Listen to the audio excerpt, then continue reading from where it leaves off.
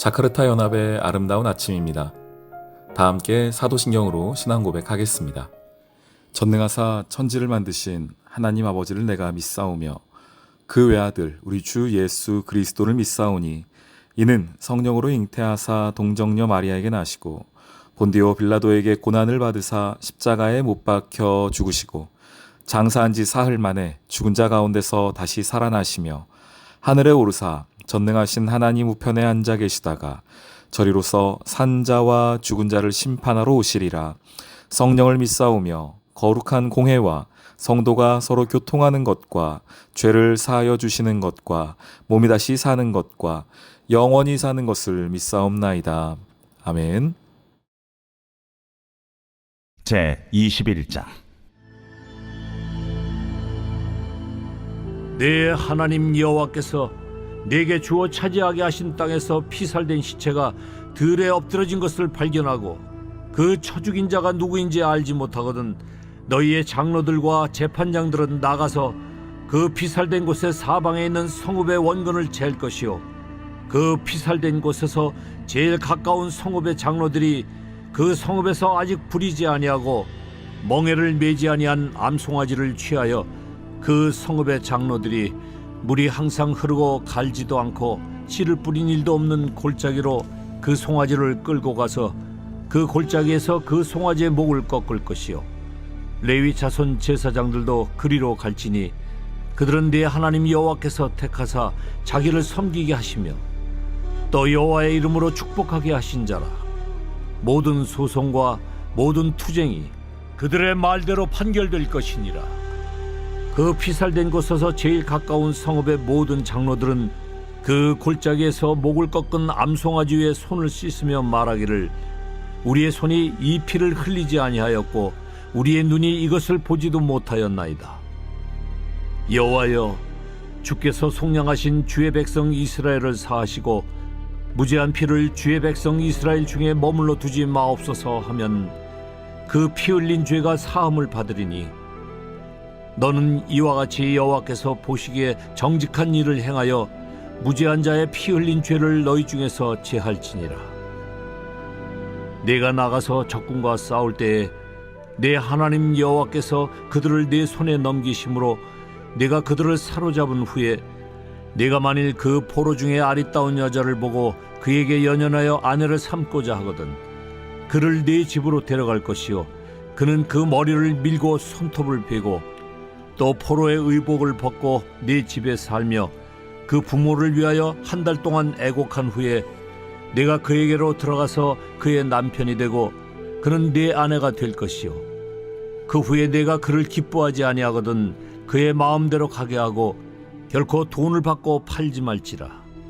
내가 그를 욕보였은즉 종으로 여기지 말지니라.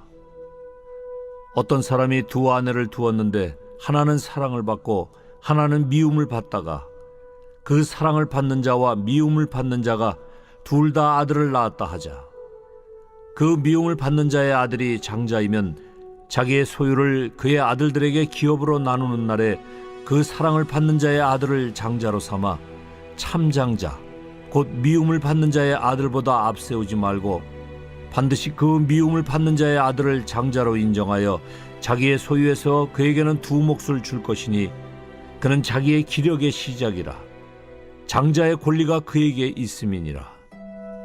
사람에게 완악하고 패역한 아들이 있어 그의 아버지의 말이나 그 어머니의 말을 순종하지 아니하고 부모가 징계하여도 순종하지 아니하거든 그의 부모가 그를 끌고 성문에 이르러 그 성읍 장로들에게 나아가서 그 성읍 장로들에게 말하기를 우리의 이 자식은 완악하고 패역하여 우리 말을 듣지 아니하고 방탕하며 술에 잠긴 자라 하면 그 성읍의 모든 사람들이 그를 돌로 쳐 죽일지니 이같이 내가 너희 중에서 악을 제하라. 그리하면 온 이스라엘이 듣고 두려워하리라. 사람이 만일 죽을 죄를 범함으로 내가 그를 죽여 나무 위에 달거든 그 시체를 나무 위에 밤새도록 두지 말고 그날에 장사하여 내 하나님 여호와께서 내게 기업으로 주시는 땅을 더럽히지 말라. 나무에 달린 자는 하나님께 저주를 받았음이니라. 샬롬, 자카르타 연합의 아름다운 아침입니다. 오늘은 신명기 21장 말씀을 함께 해보도록 하겠습니다. 오늘 말씀 가운데에서는 이스라엘에게 매우 독특한 규례가 하나 등장을 하죠. 1절 말씀에 보니까 내 하나님 여호와께서 내게 주어 차지하게 하신 땅에서 피살된 시체가 들에 엎드려진 것을 발견하고 그 쳐 죽인 자가 누구인지 알지 못하거늘, 신원 미상의 사체가 발견된 겁니다. 그러면 이제 어떻게 할 것인가, 이 문제를 어떻게 할 것인가. 그런데 누가 죽였는지를 모른다는 겁니다. 지금처럼 과학 수사가 있어서 지문, 증거 이런 거를 대조할 수도 없으니까요. 이런 사체가 나왔는데, 변사체가 나왔는데 이것을 어떻게 처리할 것인가. 근데 중요한 것은 무엇입니까? 이 변사체가 생겼다는 것은 죄가 들어왔다는 것이죠. 그러니 이 공동체 안에 죄가 몰래 들어온 거예요. 지금 누가 범인인지 알 수 없지 않습니까? 그렇기 때문에 너희 가운데에 몰래 들어온 죄, 특별히 공동체 안에 몰래 들어온 그 죄를 어떻게 처리할 것인가에 대한 규례라고 보시면 되겠습니다. 그래서 먼저 장로들, 재판장들, 원근에서 쭉 와서 가장 가까운 곳에 있는 장로들이 암송아지를 잡고, 그 다음에 그 장로들, 내 제사장들에게 어떻게 해야 될지를 물은 다음에 그 암송아지를 잡습니다. 그리고 나서 암송아지 위에서 손을 씻고, 그 다음에 7절 말씀, 말하기를 우리의 손이 그 가장 가까운 곳에 있었던 그 장로들을 말하는 겁니다. 우리의 손이 이 피를 흘리지 아니하였고 우리의 눈이 이것을 보지도 아니하였나이다. 여호와께서 주께서 속량하신 주의 백성 이스라엘을 사하시고 무죄한 피를 우리 백성 이스라엘 중에 머물러 두지 마옵소서 하면 그 피 흘린 죄가 사함을 받으리니 너는 이와 같이 여호와께서 보시기에 정직한 일을 행하여 무죄한 자의 피 흘린 죄를 너희 중에서 제할지니라. 이스라엘 공동체 안에 문제가 생긴 겁니다. 이게 어떤 한 사람의 범인을 잡고 못 잡고의 문제가 아니라 하나님이 보신 것은 지금 너희 공동체 안에 죄가 들어왔다라는 것이 더 중요하다는 거예요. 우리는 그렇게 생각 안 하죠. 이거 어떤 사건이 일어났으면은 빨리 범인 찾아야지. 이게 우리들 마음 아니겠습니까? 빨리 문제 찾아가지고 이 문제 해결은 그 범인을 찾는 거야 라고 생각하는데, 그것보다 하나님이 더 중요하게 말씀하시는 것은 너희 공동체 가운데에, 이스라엘 백성 가운데에 몰래 들어온 그 죄를 너희가 반드시 회개를 통하여서, 이 제사를 통하여서, 손을 씻는 그 행위를 통하여서 죄를 씻어야 한다라는 겁니다. 왜 그럴까요? 하나님 앞에서는 안 드러날 죄가 없기 때문에 그렇습니다. 하나님은 다 알고 계시기 때문에 그래요. 그 한 사람만 해결하고 그 사람만 잡고 끝낼 문제가 아니라 이스라엘에 몰래 들어온 그 죄로 말미암아 이스라엘 전체가 어려움 당할 것을 알고 있기 때문에 그렇습니다. 죄는 누룩과 같아서, 곰팡이와 같아서 상당히 빨리 퍼집니다. 우리 그런 말도 있죠. 악화가 양화를 부축한다. 그러니까 나쁜 재화가 좋은 것들을 빨리빨리 밀어내버려요. 반대로 좋은 것은 상당히 느리거든요. 근데 나쁜 것은 그 전파성이, 전염성이 큽니다. 죄도 그려합니다. 그래서 몰래 우리 가운데에 맨 처음에는 누가 죽였는지도 모르는 변사체가 발견된 하나의 사건이지만 그것으로 시작하여서 공동체 전체가 어려움을 겪게 될 수 있으니 너희가 이 죄를 빨리 끊어내라. 그리고 그것에는 대가가 필요하죠. 이 암송아지 한 마리의 목숨이 필요했습니다. 그 희생이 필요했어요. 그 희생제로, 그 제물로 말미암아, 손을 씻음으로 말미암아 공동체의 죄가 제하여지는 것을 보게 됩니다. 하나님은 우리의 죄에 관하여서 매우 민감하게 반응하십니다. 민수기 15장에 보면은 이 제사 규례가 나오는데 그 중에 한 제사 중에 어떤 게 있냐면, 우리가 알고 지은 죄뿐 아니라 하나님 모르고 지은 죄도 용서해 주십시오라는 게 나와요. 그러니까 알지 못하였다. 부지중에라고 하죠. 민수기 15장 27절 말씀. 만일 한 사람이 부지중에 범죄하면, 이렇게 표현해요. 그리고 이것은 전체 이스라엘 백성도 동일하게 이야기를 하고 있습니다. 부지중에 죄를 범하였을지라도 그 죄가 이스라엘 전체의 죄로 치환된다는 거예요. 그래서 제사장이 그 부지중에 범죄한 사람이 부지중에 여호와 앞에 범한 죄를 속죄하여 그 죄를 속할지니라 라고 이야기해주고 있습니다. 우리 사랑하는 귀한 성도님들, 하나님이 죄에 관하여서는 매우 민감하게 반응하세요. 왜 그럴까요? 그 죄가 나 혼자의 죄로 끝나지 않기 때문에 그렇습니다. 나로 말미암은 그 죄의 곰팡이가 우리 가정에, 우리 공동체 교회에 퍼져나갈 것이기 때문에 하나님은 부지중에 지은 것이라도, 그리고 범인이 누군지 알 수 없는 그 변사체라도 빨리 회개하며 기도해라, 빨리 속죄해라, 빨리 회개해라라고 우리에게 말씀하고 계시는 겁니다. 그래서 여러분, 우리가 이런 기도가 필요해요. 하나님, 우리 교회의 죄를 회개합니다. 우리 가정의 죄를 회개합니다. 라는 기도가 우리 가운데 필요합니다. 어떤 죄요? 목사님, 어떤 죄가 구체적으로 뭡니까? 예, 모를 수 있어요. 부지중에. 그리고 우리가 알지 못하는 그 변사체가 발견됐을 수도 있습니다. 원인을 알 수 없어요. 누가 인지도 알 수 없습니다. 그러나 가장 가까운 성읍에 있는 사람들이 그 일을 감당했습니다. 우리 공동체가 하라는 이야기예요, 여러분. 누구 어떤 한 사람, 목사 혼자서 할 일이 아니고요. 장로 몇 사람이 할 일이 아니라 우리 교회 공동체를 생각하여서 우리 모두가 다 회개해야 된다는 겁니다. 우리 가정을 위해서 가정 공동체 전체가 다 회개해야 되는 겁니다. 좀 더 크게 볼까요? 우리 나라를 위하여서도 마찬가지입니다. 이게 니 탓 내 탓 따지고 할 게 아니라는 거예요. 회개하는 것이 중요하다는 겁니다. 그 죄를 빨리 끊어내는 것이 중요하다는 거예요.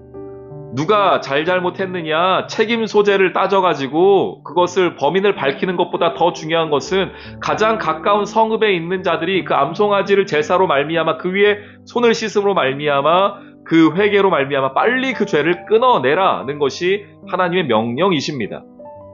여러분, 오늘은 우리가 기도할 때에 우리 가정의 죄를 위하여 기도합시다. 하나님, 우리 가정의 죄가 기억나게 해주십시오. 혹시 기억나지 않는 부지중에 범한 죄가 있다면 주님, 그것도 용서해 주십시오. 좀 더 넓혀서 하나님, 우리 교회를 위해 기도합니다. 우리 교회에 가슴 아픈 일들이 있습니다. 주님, 그런 아픔들 주님 씻어주시고 하나님께서 허락하여 주신 아름다운 교회 공동체, 믿음의 공동체 되게 해주십시오. 교회를 위해 기도해 주십시오. 교회를 위해 회개하십시오. 나라를 위해 회개합시다. 하나님, 우리 대한민국을 위해 기도합니다. 하나님께서 베풀어 주심을 사랑하는 조국 대한민국 주님 붙잡아 주시고 우리 조국 대한민국을 위하여서 알게 지은 죄, 모르고 지은 죄도 주님 우리가 회개합니다. 누가 했는지가 중요한 것이 아니라 제가 회개하오니 주의 자녀인 우리가 가장 가까운 성읍에 주의 백성들이 회개하오니 주여 용서하여 주옵소서. 이 죄를 지금 끊어 주옵소서. 기도해야 될 것이 하나님의 자녀들인 우리가 해야 할 일입니다. 오늘 기도 시간에는 우리 가정을 위하여, 교회를 위하여, 나라를 위하여 회개할 수 있는 우리 모두 되기를 주님의 이름으로 축원합니다. 아멘. 오늘의 기도. 죄에서 자유를 주시는 주님, 더 이상 감추어진 죄로 말미암아 불안해하며 살아가지 않기를 소망합니다. 은밀한 것을 다 아시는 주님께 온전한 회개를 통한 자유함을 얻게 해주세요. 예수님의 이름으로 기도합니다. 아멘.